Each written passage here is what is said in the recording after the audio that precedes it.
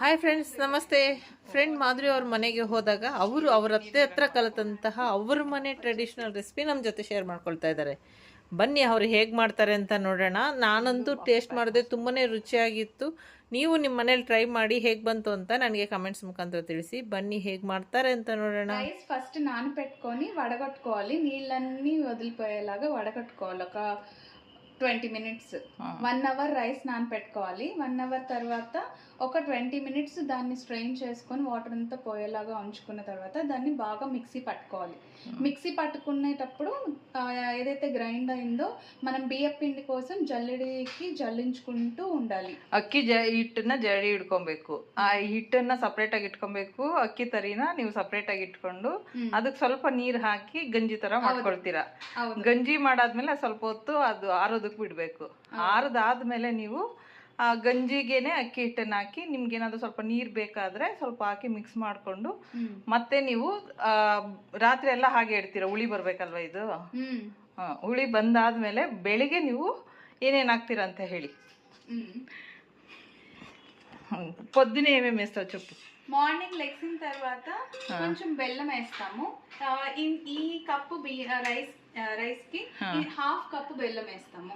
And taste కొంచెం కావాలి ఇంకా స్వీట్ అంటే ఇంకొంచెం ఎక్స్ట్రా వేసుకుంటాం. టేస్ట్ నాకు ఎక్కువ స్వీట్ వద్దంటే హాఫ్ వేస్తే సరిపోతుంది. హాఫ్ వేసుకున్న తర్వాత ఇంకొంచెం వాటర్ యాడ్ చేస్తాం. వాటర్ యాడ్ చేసి కొంచెం ఇలా వాటరీగా చేసుకుంటాం. ఈ ರೀತಿ ನೀರಂಗ್ ಮಾಡ್ಕೊಳ್ಬೇಕು ಸ್ವಲ್ಪ. ఓకే, ఇలా వాటర్ ఇట్లా వచ్చేలాగా ఈ కన్సిస్టెన్సీ వచ్చేలాగా వేసుకుంటాం. Just 1/4 spoon of baking soda వేసుకోవాలి. ఓకే, మనం ఎప్పుడైతే ఆపం వేసుకోవాలో అప్పుడే వేసుకోవాలి బేకింగ్ సోడా. ఓకే, వేసుకోవాలి, మిక్స్ చేసుకుంటాం. నే ఉండాలి. ఇది నాన్ స్టిక్ ఉండాలి, లేదంటే మనం అన్ని ఐటమ్స్ ఫ్రై చేసే బాండికి అయితే ఆపం రాదు. ఓన్లీ ఆపంకి స్పెషల్ గా ఓన్లీ ఒక్కదాన్నే పెట్టుకోవాలి. ఆపం బండ్లి ఇరಬೇಕು. ఇలాంటి డీప్ ఉంటే మనకి ఇలా తిప్పినప్పుడు మంచిగా షేప్ వస్తుంది. ఓకే, సో ఇంత వేడెక్కాలి. ఓకే, ಬಿಸಿ ಆಗಿದೆ ಈಗ ಬಾಂಡ್ಲಿ.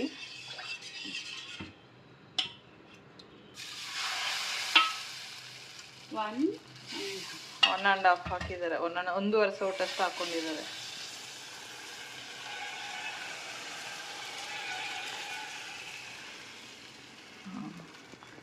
ನೀಟಾಗಿ ಬಂತಲ್ವಾ ನೋಡಿ. ಪ್ರತಿ ಕಡೆನೂ ಚೆನ್ನಾಗಿ ಕೋಟ್ ಆಗಿದೆ. ಕ್ಲೋಸ್ చేస్తాం ಲಿಡ್ ఒక 2 ಮಿನಿಟ್ಸ್. ನಿಮಿಷಗಳ ನಂತರ ನಾವು ಓಪನ್ ಮಾಡಿ ತೋರಿಸ್ತಾ ಇದ್ದೀವಿ. హైలోనే పెట్టుకుంటాం. ఓకే,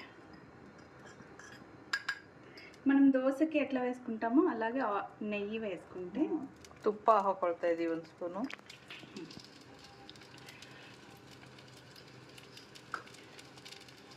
లిడ్ క్లోజ్ చేసినప్పుడు ఒక 2 మినిట్స్, లిడ్ ఓపెన్ చేసి 2 మినిట్స్. ಓಕೆ, ಓಪನ್ ಮಾಡಿದ್ಮೇಲೆ 2 ನಿಮಿಷ ಹಾಗೆ ಬಿಸಿ ಆಗ್ತಾ ಇರ್ಬೇಕಂತೆ.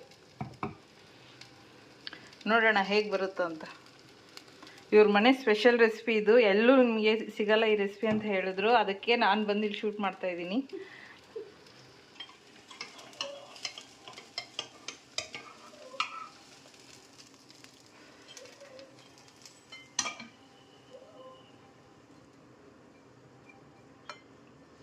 దీని పేరేమంటారు మీరు? ఆపం. ఆపం, స్వీట్. 2 మినిట్స్ అయిపోయింది. ఇప్పుడు జస్ట్ ఇలా అంటే వచ్చేస్తుంది సైడ్ అంతా. ವಾ, ಎಷ್ಟು ತೆಳ್ಳಗೆ ಬಂದಿದೆ ನೋಡಿ.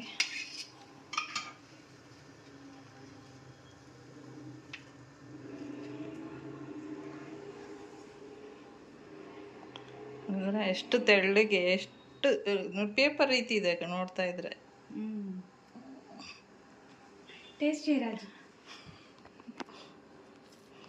ತುಂಬ ತೆಳ್ಳಗಿದೆ, ಕ್ರಿಸ್ಪಿಯಾಗಿದೆ.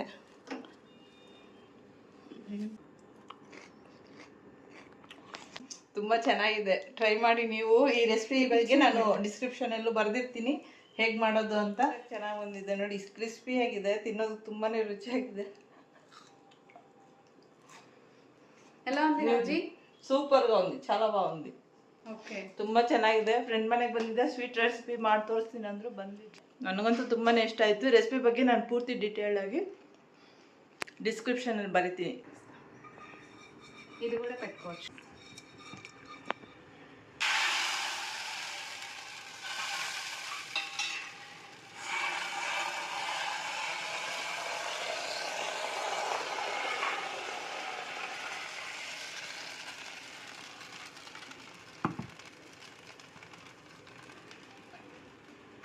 ನನ್ನ ಫ್ರೆಂಡ್ ಮಾಧುರಿ ಅವರ ಹತ್ರದಿಂದನೂ ಒಂದು ರೆಸಿಪಿ ನಾನು ಕಲಿತೆ. ತುಂಬಾ ಕ್ರಿಸ್ಪಿಯಾಗಿ ಟೇಸ್ಟಿಯಾಗಿತ್ತು. ನೀವು ನಿಮ್ಮ ಮನೇಲಿ ಟ್ರೈ ಮಾಡಿ. ಏನಾದರೂ ಡೌಟ್ಸ್ ಇದ್ದರೆ ಕಮೆಂಟ್ಸ್ನಲ್ಲಿ ತಿಳಿಸಿ. ಪ್ರತಿಯೊಂದು ಕಮೆಂಟ್ಸ್ಗೂ ನಾನು ಆನ್ಸರ್ ಮಾಡ್ತೀನಿ. ಹೇಳ್ತಾರಲ್ಲ ಹುಂಡು ಹೋದ ಕೊಂಡು ಹೋದ ಅಂತ, ಹಾಗೆ ನಾನಿಲ್ಲಿ ತಿಂದಾದ್ಮೇಲೆ ಬಾಕ್ಸ್ ಪ್ಯಾಕ್ ಮಾಡ್ಕೊಂಡು ಕೂಡ ತಗೊಂಡು ಬಂದೆ ಮನೆಗೆ. ನಿಮಗೇನಾದರೂ ಈ ರೀತಿ ಪ್ರಾಡಕ್ಟ್ ಡೀಟೇಲ್ಸ್ ಬೇಕಾದರೂ ನನಗೆ ಕಮೆಂಟ್ಸ್ನಲ್ಲಿ ತಿಳಿಸಿ. ನಾನು ಆ ಪ್ರಾಡಕ್ಟ್ ಡೀಟೇಲ್ಸ್ನ ನಿಮಗೆ ಲಿಂಕನ್ನು ಶೇರ್ ಮಾಡ್ತೀನಿ. ಈ ವಿಡಿಯೋ ನೋಡಿದ್ದಕ್ಕಾಗಿ ತುಂಬ ಹೃದಯದ ಧನ್ಯವಾದಗಳು. Thank you for watching.